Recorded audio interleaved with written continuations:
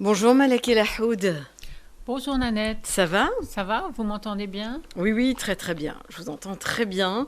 Alors, vous avez fait une sélection de 5 livres, jusque-là, 5 ou 6? Cinq, oui, 5, comme comme, d'habitude. comme Alors c'était d'habitude. difficile cette fois parce qu'il y a beaucoup Bah de oui, nous sommes en nouveautés. C'est la pleine rentrée rentrée littéraire. littéraire, oui. Donc vraiment, il y a l'embarras du choix. Enfin, j'essaie de faire un petit choix varié. Mhm. Alors, vous avez commencé par un livre de Samar Yazbek, 19 femmes. Oui, tout à fait. Alors, j'ai commencé en fait, parmi ma sélection, il y aura cette fois trois romans et deux essais. D'habitude, j'opte toujours pour la fiction. Là, je me suis dit, je vais essayer de varier un petit peu parce qu'il y a des essais qui sont valables, dont celui-ci qui est poignant. Alors, Saint-Marias-Bec, je vais dire un petit mot de cette femme qui est Syrienne. absolument remarquable, qui est écrivaine et journaliste Mhm. et qui, en fait, depuis le début de la guerre en Syrie, elle se bat, elle mène un combat, en fait, pour défendre les droits des femmes, mais aussi de toutes les personnes qui luttent et qui ont souffert durant cette guerre. Alors, Saint-Marias Bek écrit en arabe et elle est traduite par l'éditeur en français, donc l'éditeur Stock. Alors, elle en est à 4 livres déjà Oui. qui sont publiés en français, dont Les Portes du Néant, qui a été révélateur et dans lequel elle a vraiment elle a raconté l'histoire de plusieurs personnes qui ont souffert, qui ont péri pendant la guerre en Syrie. Donc c'est quand la guerre en Syrie a éclaté. Oui, Les 19 portes, témoignages, quoi. Mhm. là, non, le dernier, là, c'est les 19 Oui, témoignages. Là, Les Portes du Néant, ça a été son premier roman, oui. qui a eu le prix du meilleur livre étranger. Et La Marcheuse aussi, qui a été un petit peu la continuité de tout cela. Et là, en fait, elle a donné la parole à 19 femmes, donc, dont le livre porte le titre. Donc 19 femmes qui ont été prises dans la tourmente de la guerre. C'est vraiment des mots, on va dire, trempés dans le sang, dans la douleur, dans les cris. 19 témoignages qui ont été recueillis par la journaliste.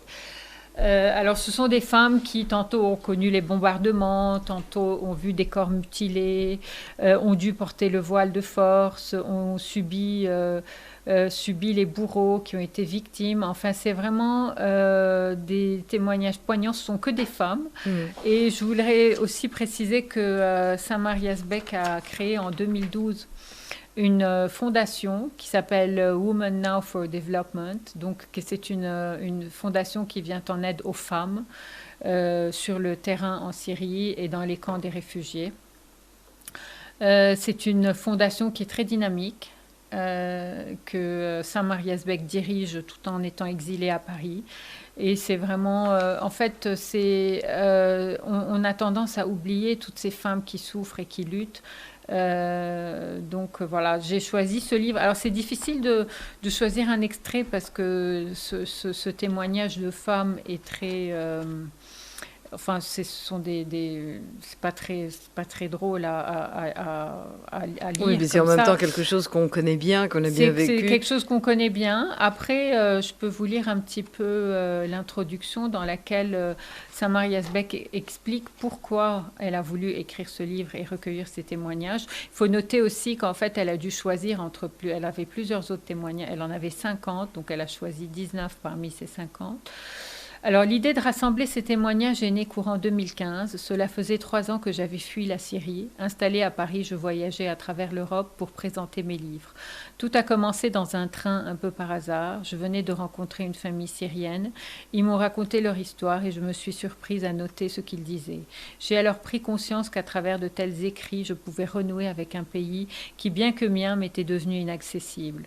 Mon premier souhait était de partir à la découverte d'une Syrie que, à l'instar de beaucoup de mes compatriotes, je ne reconnaissais plus. Donc voilà. Mhm. Donc c'est un livre témoignage poignant qu'on devrait tous lire pour comprendre que finalement cette guerre interminable continue et qu'il y a beaucoup de personnes qui luttent et qui souffrent. Voilà. Moi, je crois qu'on peut beaucoup s'identifier à ça, parce que même si la guerre s'est arrêtée chez nous physiquement, elle continue ailleurs. Exactement, exactement. Et puis on est touché de près. Donc De très près, oui. voilà. Voilà pour ce livre. Donc 19 femmes de Saint-Marias Beck, donc des Syriennes qui racontent la parole aux femmes. Voilà, c'est en fait ce qui m'a ce qui m'a séduite dans ce livre, c'est que ce ne sont que des femmes, mais qui vraiment mènent un combat d'hommes. En fait. Deuxième livre de votre sélection, Malak El Haoud. Alors là, c'est un bien joli titre et qui parle d'un bien joli sujet. Effectivement, il s'agit d'une brève éternité de Pascal Bruckner. Et ça parle de cette espèce de sursis qui nous est accordé aujourd'hui, vu que notre espérance de vie a augmenté et qu'à 50 ans, on parle de ces nouveaux jeunes. Voilà. Justement. Alors ça, c'est un livre qui m'a vraiment séduite. D'abord parce que Pascal Bruckner, c'est un écrivain que j'aime beaucoup. J'aime beaucoup ses romans. Donc c'est lui notamment l'auteur du fameux livre Lune de Fiel, qui a été... adapté à l'écran par Roman Polanski, donc le fameux film avec Emmanuel Seigner. Je ne sais pas si ça vous dit quelque chose. Oui, bien sûr. Oui. Donc Pascal Bruckner. Et après, donc, il a commencé à plutôt écrire des essais philosophiques. Et là, étant lui-même, en fait, ayant plus de 70 ans, donc il s'interroge un peu sur on va dire, cette philosophie de la longévité. Maintenant. Donc, une brève éternité, c'est... ce qui peut évidemment sembler comme une éternité, voilà. Mais qui est en même temps assez bref. Non, mais en fait, d'abord, il commence par dire il essaye de se demander ce qui a changé dans nos pays depuis les années 50. En fait, c'est surtout l'espérance de vie qui a augmenté de 20 à 30 ans. Là, par exemple, de nos jours, on a 70 ans, on n'est pas vieux. Alors non, dans quelques temps, mais depuis, je sais pas, quelques années... depuis 70 ans, on était mort. Voilà, on était mort. Donc, cette augmentation de l'espérance de vie, qui finalement, en fait, ce qui est intéressant dans son livre, c'est qu'on pourrait se dire que, waouh, bravo, progrès de la science, de la médecine, etc. Non, mais le corps ne suit pas, on vit quand même. Il explique quand même que c'est problématique. Bien sûr que c'est problématique, à plus d'un niveau. Cette espérance de vie qui augmente, donc les gens qui vivent plus longtemps. Passé la cinquantaine, l'animal humain, comme il dit, connaît une sorte de suspension. Donc, il n'est plus tout à fait jeune, pas vraiment vieux. Il dit il est en apesanteur. Donc, et en fait, il parle d'un sursis qui laisse la vie ouverte, comme une porte battante. Avec des promesses de possibilités sur tous les plans, que ce soit en amour, au travail, voilà, on se renouvelle. Les remariages, les changements de carrière, etc. Voilà, on se renouvelle, sauf que le problème, c'est qu'on n'a pas la même énergie pour se renouveler, donc problème. Voilà. Aussi. Après, donc, il parle d'une sorte de sursis qui est à la fois passionnant et angoissant. Donc, ce qui est bien dans son livre, après, on va voir qu'il a beaucoup de références littéraires, beaucoup de références philosophiques, etc. Mais ce qui est pour lui, c'est à la fois, donc, c'est positif, mais en même temps angoissant. Et là, ça me fait un peu penser à un livre que j'ai lu il y a quelque temps de Saramago, donc, qui raconte l'histoire d'une ville imaginaire, évidemment, où, en fait, les gens deviennent immortels. Et là, c'est pareil, il commence à s'imaginer, en fait, on se dit, waouh, c'est super, il n'y a plus de morts, mais en fait, c'est problématique. Mais quelle horreur! Il n'y a plus de morts. Non, mais il n'y a plus de morts. Il n'y a plus de raison de vivre. Du coup, non, mais les hôpitaux sont remplis, sont bondés, il n'y a plus de... Donc, finalement, c'est problématique, tout ça. Et là, c'est la même chose. Et là, c'est drôle, parce qu'il se dit, mais c'est une sorte de cadeau. C'est vrai, de vivre plus longtemps, mais c'est un cadeau ambigu. Donc, est-ce que c'est le fait de vivre plus longtemps ou d'essayer de vivre plus intensément? Mais comme vous le disiez tout à l'heure, on veut vivre plus intensément parce qu'on a plus d'années à vivre, mais on n'a plus l'énergie. Donc, voilà. Donc, c'est une belle réflexion. Après, c'est vrai que quand on a encore 40, 50 ans, on n'y pense pas trop, mais... peut-être dans 10 ans, on va se poser des questions.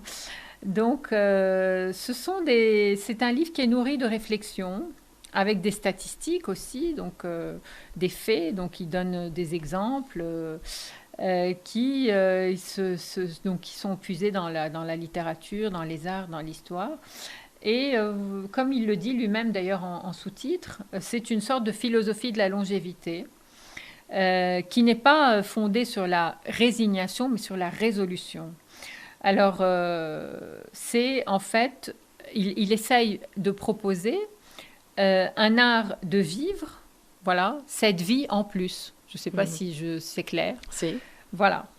Et donc, on va dire que c'est une sorte de méditation philosophique, mais personnelle aussi, sur l'art, en fait, aussi d'accommoder la vieillesse. Ça aussi, c'est très important. C'est très dur d'être vieux. Donc, on vit plus longtemps, mais on souffre aussi parce qu'on est vieux, on n'a pas l'énergie. Donc, tout ça aussi, c'est abordé avec beaucoup de finesse. Et c'est un déchirement parce que finalement, on vit plus longtemps. On a aussi appris à apprécier les choses davantage. Exactement. Et l'énergie, comme ne suit pas, ça devient un déchirement. Exactement. Et donc, au-delà aussi de ce côté un peu difficile, donc comment essayer de supporter la vieillesse, d'accommoder la vieillesse, il y a aussi une sorte une ode au désir, à la passion de vivre, aux découvertes. Cette soif d'apprendre et de continuer. Cette soif d'apprendre. Ouais. Il y a aussi une philosophie aussi un peu de l'épicurisme. Donc voilà, je vais vous lire un petit extrait qui en dit long. Vis comme si tu devais mourir à chaque instant. Considérez chaque jour comme une vie achevée. Alors ça, c'est Sénèque qui a dit ça. Commande la prudence autant que l'invitation à multiplier les plaisirs. Il faut vivre et voir le monde comme si c'était la première fois. Le vivre et le voir comme si c'était la dernière. Là aussi, je trouve ça super. Dans un cas, renouveler notre regard sur lui. De l'autre, jouir d'exister comme d'un bien qui peut nous être dérobé sur le champ. On se concentre sur l'instant, de peur qu'il ne revienne jamais. Je trouve ça excellent. Se concentrer sur l'instant, de peur qu'il ne revienne jamais. C'est un éclair et un éclat volé à la durée. Il y a donc dans le bien vivre à tout âge 2 propositions complémentaires. Celle du carpe diem, l'art de cueillir le jour, l'heure, l'occasion, et celle du projet, du temps long dont on ne saurait envisager le terme. Chaque moment est définitif, chaque moment est un passage. Toutefois, l'idée que chaque matin est le dernier peut gâter tous les plaisirs. Une joie, un amour, une amitié n'ont de prix que d'ouvrir un avenir commun à partir de leur commencement.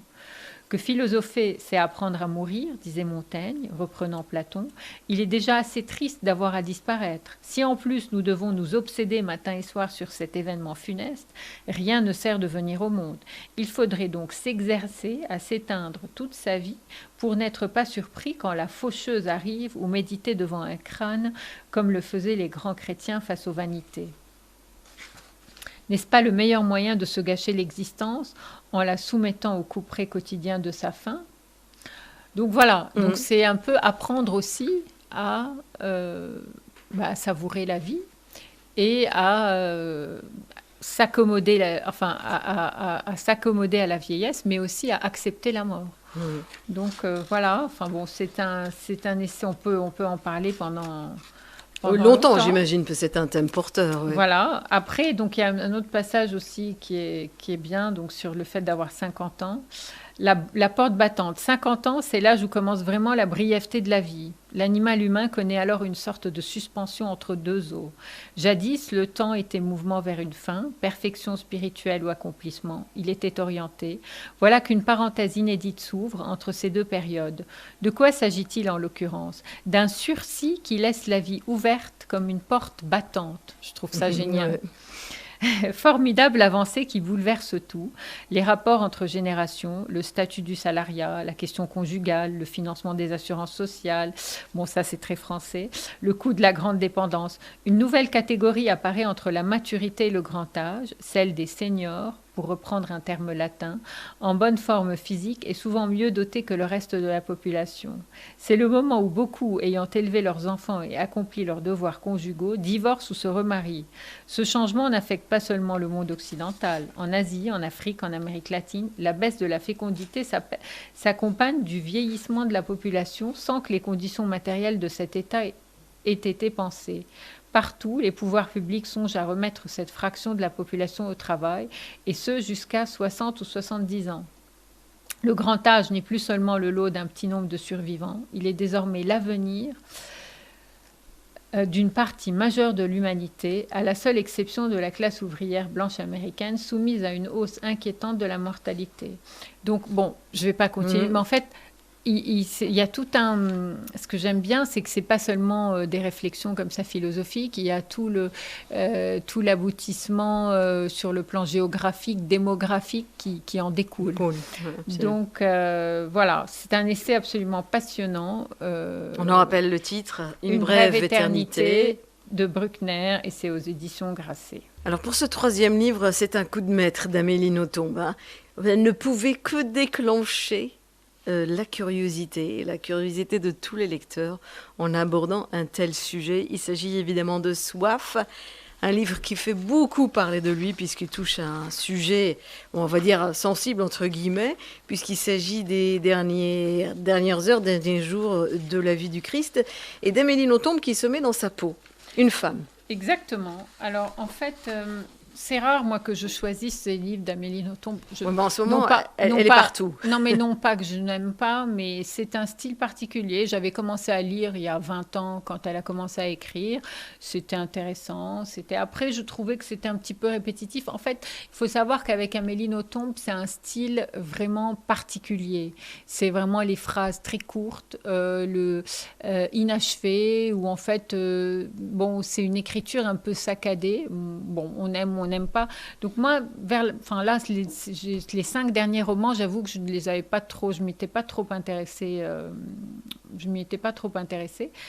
Et là, en fait, je crois qu'elle a, elle a voulu un petit peu, peut-être qu'elle s'est dit, tiens, parler de Jésus, c'est vendeur. Oui, bien sûr, c'est très vendeur. C'est très vendeur. Mhm. Donc là, en fait, elle se met. C'est pas qu'elle met en scène Jésus, c'est qu'elle parle à la première personne. Donc elle se met à la place de Jésus. Elle se met dans la peau du Christ durant les dernières heures de sa vie. Et elle-même, elle le dit, d'ailleurs, elle a beaucoup parlé, elle s'est beaucoup exprimée autour de ce livre. Elle a elle-même dit que c'était son roman, un des plus importants de sa carrière. Et en fait, ça faisait un moment qu'elle avait envie d'écrire sur Jésus, ayant elle-même eu une éducation religieuse chrétienne. Oui. Elle attendait depuis longtemps, en fait, d'en accoucher, parce que j'aime bien, elle, quand elle parle de ses... Donc, elle n'a pas d'enfant, donc quand elle parle de ses romans, elle parle de ses bébés. Oui. Donc, elle accouche. Pour elle, écrire un roman, c'est un accouchement.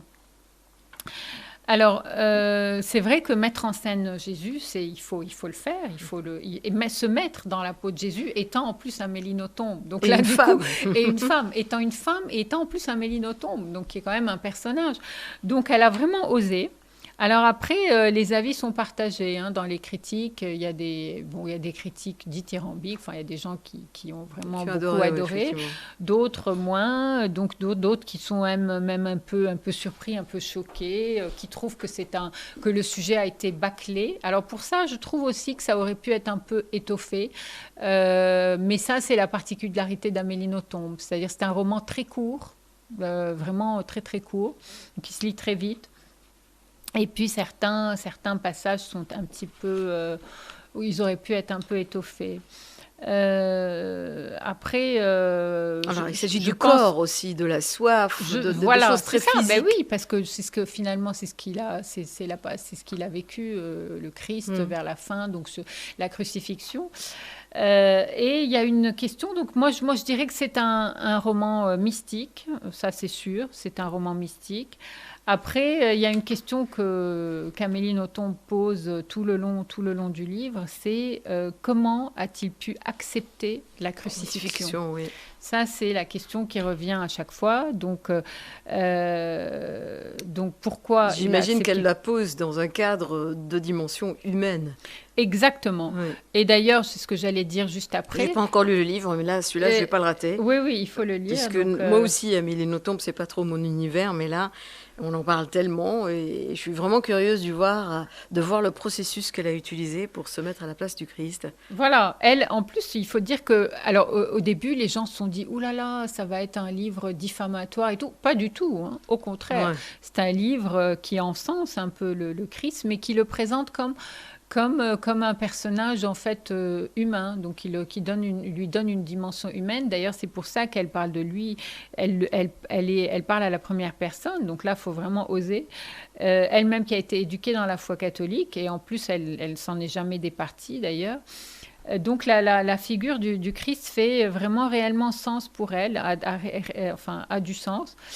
Je pense, enfin moi je pense que c'est vraiment finalement chaque écrivain croyant, comme Schmitt il n'y a pas longtemps, quand il a écrit La Nuit de Feu, a besoin de sortir, de publier son roman un peu mystique dans lequel il fait part de la foi. C'est un passage obligé pour un romancier, je pense, croyant du moins. Alors, il y a le côté humain de Jésus, bien sûr, sous la plume d'Amélie Nothomb, mais il y a aussi le côté très proche du peuple, et puis le côté un peu, non pas la faiblesse, mais donc, en fait, il se demande pourquoi il y a eu cette crucifixion. Et puis, bon, après, le style est un peu particulier, donc on a du mal à vraiment comprendre. Mais moi, d'après ce que j'ai compris, c'est que finalement, on achève la lecture du livre sans vraiment comprendre pourquoi il y a eu cette crucifixion. Et c'est là où, en fait, on reste un peu sur sa faim. Sa soif. Je pense. Sur sa soif, voilà. Il faut le lire. Après, vous me direz, parce que... c'est un peu donc avec le style très, très saccadé, le style aussi où il y a des retours en arrière, etc. Bien qu'en fait, il y ait une chronologie. Alors, il y a aussi un passage, dommage que je n'ai pas le livre pour le lire, dans lequel, en fait, Judas, donc... Judas va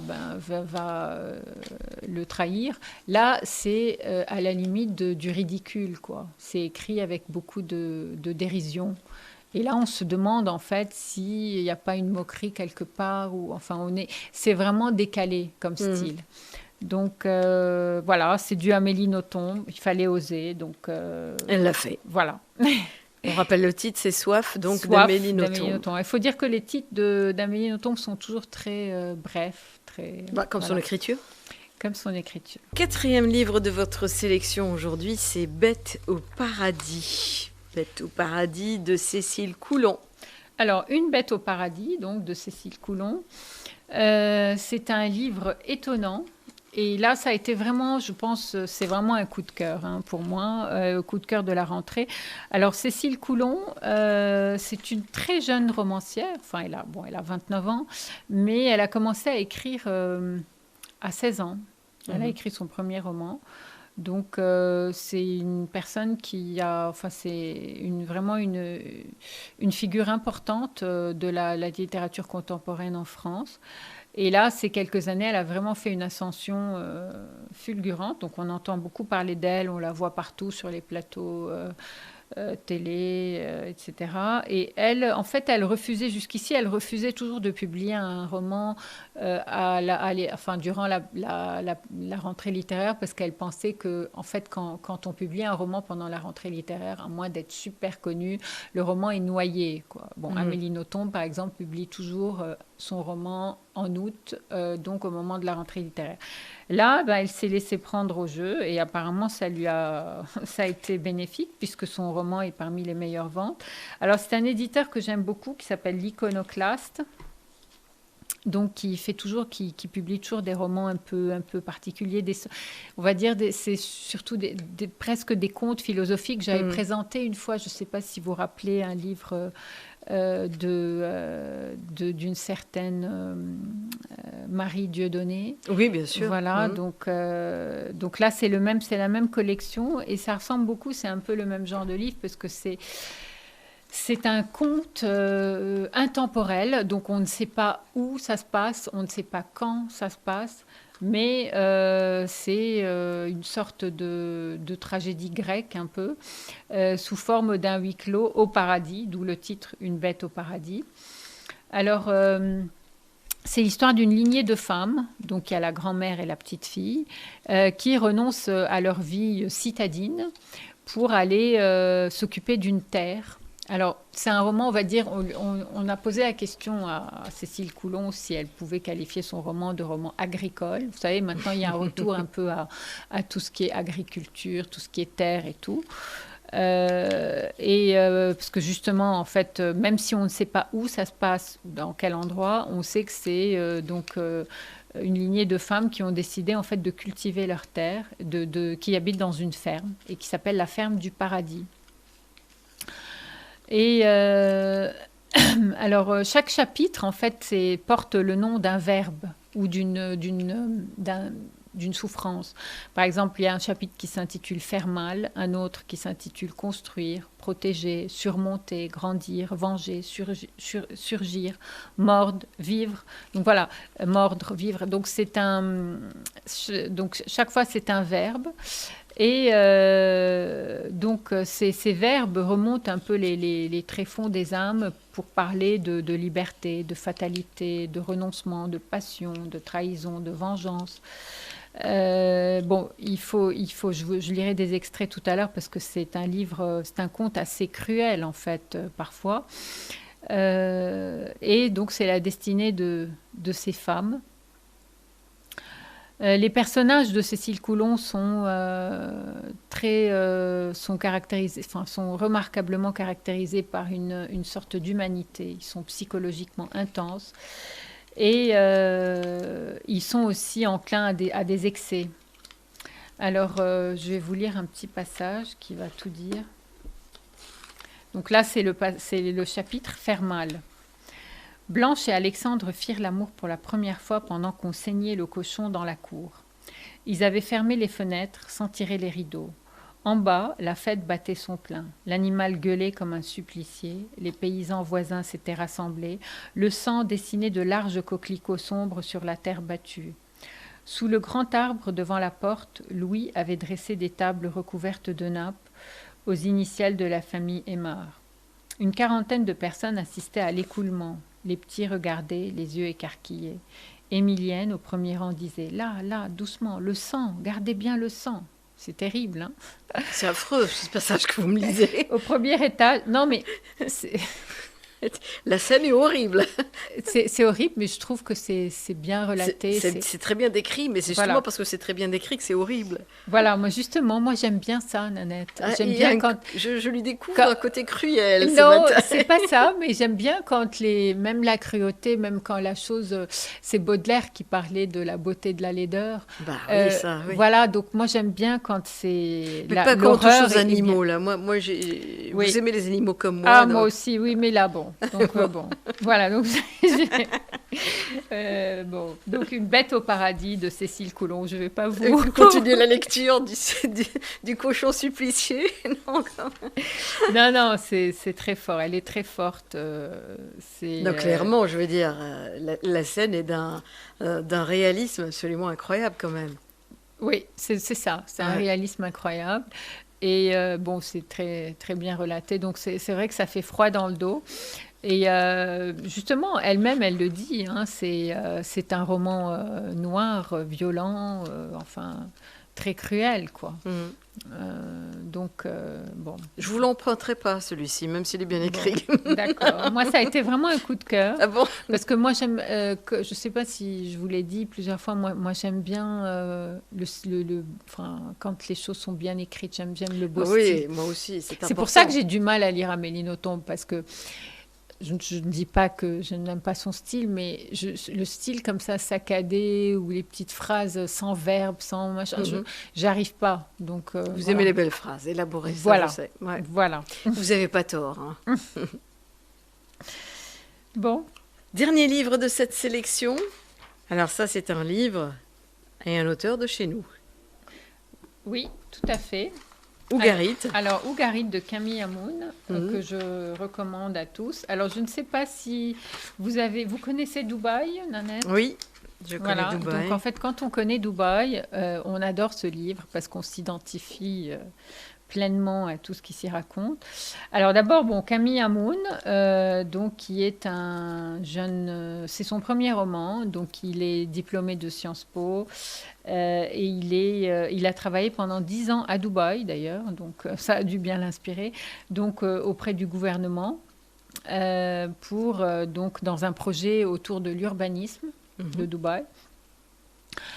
Et c'est aux éditions Inculte. Alors, l'éditeur Inculte est un éditeur, oui, c'est drôle. Tout le monde me dit, c'est drôle de s'appeler Inculte quand on est éditeur. Mais c'est génial, ça attire l'attention. C'est génial. Et en plus, moi, ce que j'aime beaucoup dans cet éditeur, enfin, chez cet éditeur, c'est qu'il est vraiment, il ne publie que des livres, justement, sur l'urbanisme, sur la ville et tout. Donc, c'est vraiment une lignée très, très précise. C'est un éditeur qui fait partie du groupe Actes Sud. Et alors, l'histoire, donc, c'est celle d'un certain Ougarit Jérusalem. Donc, avec un nom pareil, on ne peut qu'être syrien. Bien sûr. En fait, il est originaire d'Alep. Il est urbanologue de renom et il est appelé à Dubaï, en fait, alors, dans le but de... Alors, c'est très... Donc, souvent, qu'est-ce qu'on dit, en fait, quand on parle de Dubaï? On dit que c'est une ville sans âme. Toujours, ça c'est ce qui revient à chaque fois. Bon, pourquoi? Parce qu'il y a plein de constructions comme ça, tout est superlatif, tout est exagéré, etc., mais qu'il n'y a pas d'âme. Et donc cet urbanologue est appelé à Dubaï pour essayer d'insuffler une âme urbaine à cette cité du désert, qui est un peu perçue comme... surtout une juxtaposition de tours avec donc des autoroutes et où tout est vraiment superlatif, enfin où tout est extrême. Donc lui, il est appelé à Dubaï donc pour essayer d'étudier la question et de voir pourquoi cette ville manque d'âme. Et là, il va arriver, en fait, donc il faut savoir aussi qu'il a fui la Syrie, donc il a fui la guerre, donc pour échapper, parce que normalement, il devait être enrôlé dans la guerre, en 2011, en fait. Et donc, il a fui pour échapper à son enrôlement dans la guerre, et il arrive tout droit, donc en fait, là, le choc des cultures de la Syrie, il arrive à Dubaï. Et là, il va croiser un vieil ami, donc qui est ancien libraire. Il va croiser beaucoup de gens, en fait, une galeriste iranienne, donc avec qui il va avoir une petite histoire amoureuse, un Russe, un investisseur immobilier. Alors, ça caractérise beaucoup Dubaï, parce qu'à Dubaï, en fait, il n'y a que des expatriés, donc il n'y a que des étrangers, en fait. On côtoie très peu les Émiratis. Donc, lui va avoir un ami, donc une amie iranienne, un ami russe, et puis aussi, donc, il va se lier d'amitié à un jeune émirati. Donc là, ça va faire un peu... Qui ne lit pas de romans. Hein. Voilà. Donc ça va être un peu le choc des cultures pour lui. Et en fait, quand on parle un peu avec Camille, on lui demande, en fait, lui, il dit que quand il est arrivé à Dubaï, en fait, ça l'a inspiré parce qu'en fait, il a vu que c'est une ville un peu... c'est une ville factice, en fait. C'est une ville un peu en toc, on va dire. Où tout est exagéré. En plus, ce qui est particulier dans Dubaï, c'est que la population est constituée exclusivement d'expatriés qui sont de passage et qui sont en fait là attirés par l'argent. En fait, ils sont là de passage. Donc, il n'y a pas vraiment de... On sent que ça n'appartient à rien. Oui, il n'y a pas de racines. Il n'y a pas de racines. Ouais. Voilà. Et... mais quelle est la teneur du message essentiel du livre? Alors justement, je vais y arriver. Alors donc tout ça, donc bien sûr, il a une mission à entreprendre et à partir de là, bien sûr, il y a une intrigue parce que ça va pas. Donc, il y a une intrigue et donc il va impliquer les pouvoirs politiques locaux, les mafias indiennes et chinoises. Donc c'est un peu une sorte de thriller, voilà. Et le message qu'a voulu transmettre l'auteur, c'est qu'en fait, lui, cette âme qu'il recherche tellement, qu'il cherche à trouver, lui, il l'a trouvée à travers l'écriture, à travers la littérature.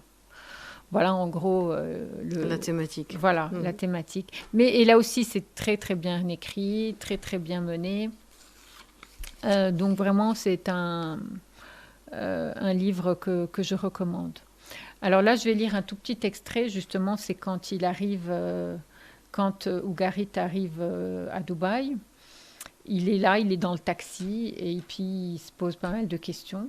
« Cette guerre n'est pas ta guerre. Tu y as cru, c'est sûr. 2011, l'incendie de la liberté, tu y as cru. Tu as vu les peuples se lever et tu as pensé mur de Berlin, tu as pensé Ceausescu, Assidi Bouzid, Mohamed Bouazizi s'immole par le feu à cause de la gifle d'une policière, la claque de trop et le peuple descend dans la rue. Et toi, la rue, tu y crois. C'était il y a 3 ans seulement, une éternité. Bouazizi, personne n'en parle plus. Pourtant, cet événement extraordinaire et ses folles conséquences ont réveillé en toi ce sale espoir. Ce sale espoir que tu pensais avoir réduit au silence. Parce que c'est bien connu, l'espoir tue. Et faute de savoir vivre, toi, tu ne veux pas mourir. Alors tu as un temps réussi à le contenir. Mais ce sale espoir, il est remonté brusquement. Il a débordé comme la mousse noire du café turc que tu as quelquefois préparé dans cette grande maison à l'épine de ton enfance. Cette guerre n'est plus ta guerre. Elle t'a été volée, elle a été détournée, récupérée par les vieux démons du XXe siècle, ton siècle, celui des idéologies et des dictatures, le seul dans lequel tu pourras jamais te reconnaître. Cette guerre, elle fait en toi écho à des guerres plus anciennes, des guerres intérieures que tu croyais depuis longtemps perdues ou remportées. Cette guerre, tu en as encore rêvé dans l'avion, réveillée par une main sur ton épaule, celle de l'hôtesse d'Emirates Airlines qui te demande de redresser ton siège pour l'atterrissage. Cette guerre, c'est l'échec tonitruant d'un combat pour la liberté transformé en lutte existentielle entre un totalitarisme digne des heures les plus funestes du XXe siècle et un fanatisme religieux sorti des fantasmes médiévaux les plus abominables. Cette guerre, c'est la disparition définitive d'un patrimoine urbain millénaire. C'est le saccage systématique de la vieille ville d'Alep où tu es né, il y a un demi-siècle, où tu as grandi sous la chape du régime. Alep, d'où on t'exfiltre, adolescent, vers Erevan, dans cette partie du monde qu'on appelait encore l'Union soviétique, pour t'éviter l'inévitable, ton enrôlement certain dans la glorieuse armée arabe syrienne et peut-être une assignation en poste dans le mont Liban ou le Golan. Cette guerre, c'est une irréversible perte de connaissance, comparable seulement à celle qu'avait en son temps représenté l'incendie de la grande bibliothèque d'Alexandrie. Voilà. Donc, c'est comme ça, c'est dans cet état d'esprit que Ougarit, que le héros du roman, va arriver à Dubaï pour une nouvelle vie. Et puis pour plein d'aventures, en fait. Voilà. On rappelle le titre, donc c'est Ougarit de Camille Amoun et c'est aux éditions Inculte. Voilà. Malaki Lahoud, merci beaucoup d'être venu me parler de vos coups de cœur.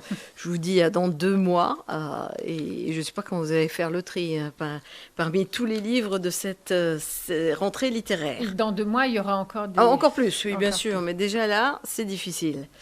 Merci encore une fois et au revoir, à la prochaine. Au revoir.